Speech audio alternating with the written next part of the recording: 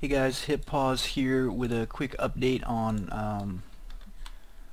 I actually got this AI to get fixed here. So I want this guys to not spawn hostile. I got 10 of them right now. So basically what I've done is I've just run a check against the door collision here, which is actually not the door but the trigger that I used to open the door, which actually just stays here. There's a trigger here. What I did was I turned that on to block visibility checks. Okay, it's the only trigger in the game that blocks a visibility check, and it actually comes in as trigger box. So what I'm actually doing here to get this to fix, and it works good, and I'll demo it in a second.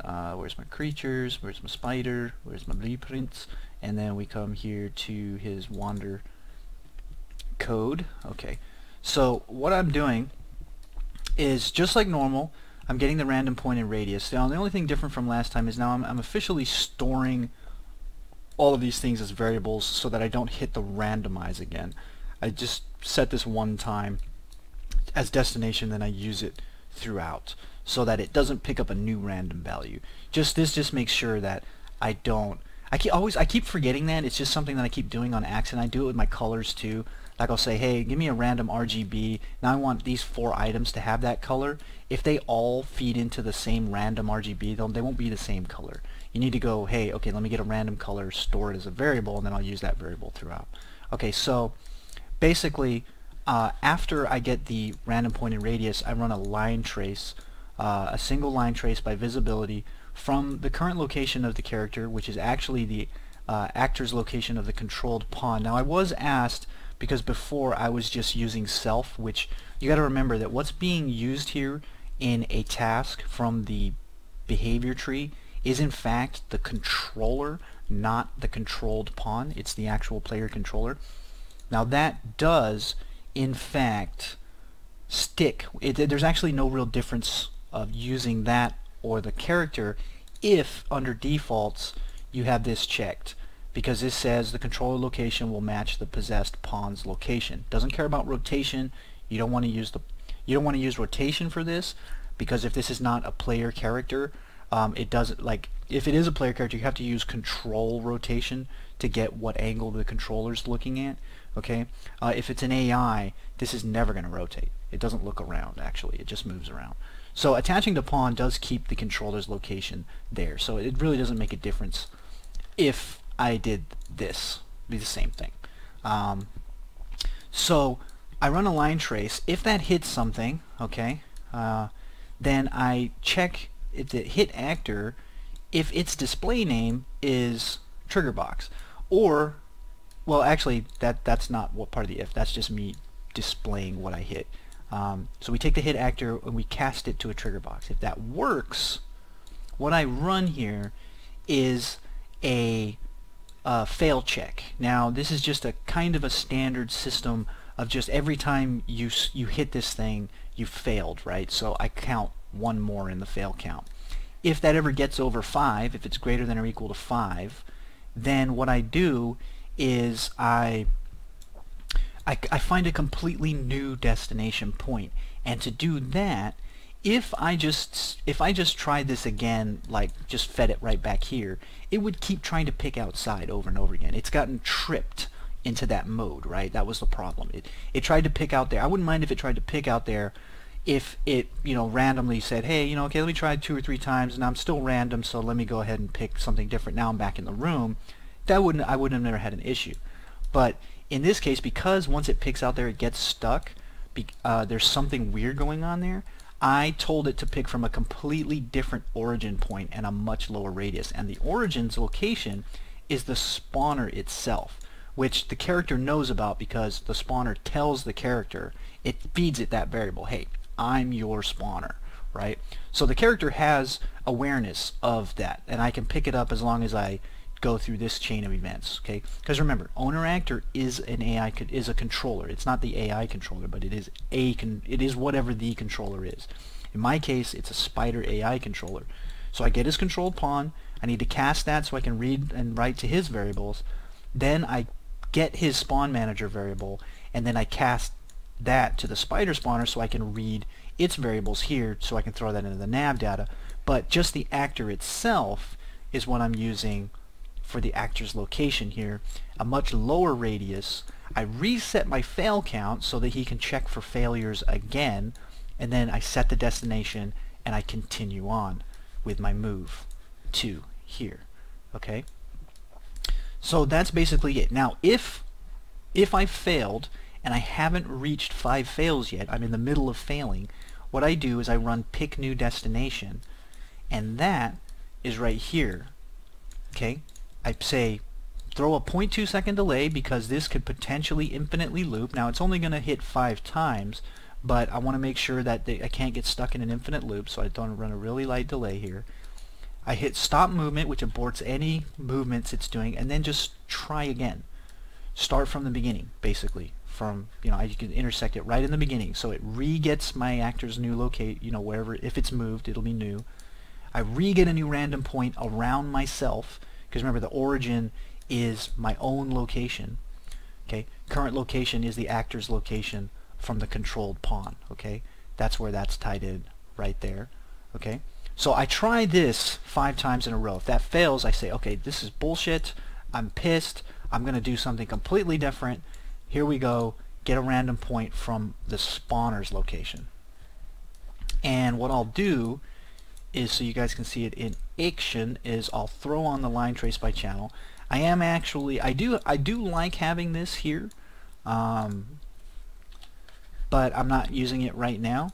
I could turn it on. It just draws a pink line from wherever he is to wherever he's trying to go. Okay, so I'm actually drawing 2 lines now on top of each other, and there'll be a red box at the end if it actually hits something. So I'll throw this on simulate, and you're going to see pink lines all over the place. Is it it's not active? Hang on. Active and not hostile. Okay, so you can see 1, 2, 3, 4, 5, and he's out. Okay, if he fails here twice, he's going to pick a random point around the spawner, which is this point here, at within 100 units. So you see any spider that goes and screws himself up against the door is going to run back to somewhere around here before he moves on. Let's see. Let's find one that's going to screw up. One of them's going to do it here in a minute. There's enough of them around here. I gotta... That's interesting. They're trying to get up here. That's cool. I didn't think they would try that. They're trying that because I have nav up there. I mean, I can make it so there's no nav up there. I actually like that they're trying it, but I need to add stuff to make it so that they can get up there if I want them to. So I would need a point for them to go to. If it's higher than them, I should I don't know how to tell that I'm looking at this spot, but they could basically come out here and do a jump to it, because I can get them to jump wherever I want, and they're not like, they did stick to the, they were doing it at the door in the very beginning. I'm not totally crazy, but let's see if we can get one. Okay, so he's 1, 2, 3, 4, 5. One more, and he's going to screw up, and you can see he comes back to over here. He's going to come back over here because he screwed up. This guy, same thing. Okay, they kind of report back to the spawner, and it feels pretty natural because they just kind of come here and then move on. So it's working pretty good, and that's the problem solved. I still don't know how to get them to not attempt ever another nav, because as you can see, quite a few of them are hell-bent on this one. So that's a different story. I'll come back with a video when I solve this one. Basically what I'd like to try and do is, if this is the theory of what I'm going to have here. If their destination is higher than themselves, I'm going to have a volume right here. What I'm going to do is I'm going to spawn a temporary actor at the location. Some kind of position check thing, like just a sphere. collision that will overlap with that volume. If it overlaps with that volume, particular volume, I'll know where that volume can actually have a marker point right here, like a blue. I'm going to make a separate blueprint for this. So if they try in here, it's going to see that I've hit the volume that's in this blueprint. That volume will have data for a jump point here, and it'll have a value for a landing point here.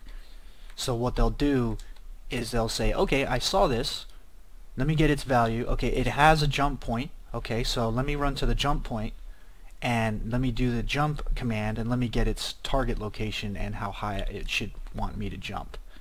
So you can have markers around here to say, hey, if he wants to go here, he needs to go here first, then jump to it. Then when he's here, he needs to pick a new spot. So basically, I still don't know how to tell if they're stuck. Like, I still don't know how to tell them that they're trying to go to an island that they're not supposed, that's disconnected. I need that information. I still need that information. But that's the plan for that fix. But I did fix the door, so there's more to do, right, to get them to be able to go anywhere. And then in the end, and it's actually in the works. These guys are gonna be crawling up surfaces and over them. They're gonna have wall walking AI. They are definitely gonna be coming down the walls, going up the sides of these things, and doing that. That's on the table. That's happening. I gotta get that working. I'm real close. It works in 2 cardinal directions, but the others, they kind of turn around and go the wrong way. I got my math is all screwed up. I'm not real. I just don't remember that math. You know, it's been so long since calculus. It's been like 20 years, and I've never had to use it until like this, like right here. So I'll get that working. Anyways, Hippon signing off. Thanks for watching, guys. And again, I want to thank Mishko for kind of pointing me in the right direction here to get me to look at it a little bit differently. He does. I don't think he knows that he got me to look at it differently, but he did. So thanks to him, and thanks to all of you for the support, and I'll see you guys in the next one.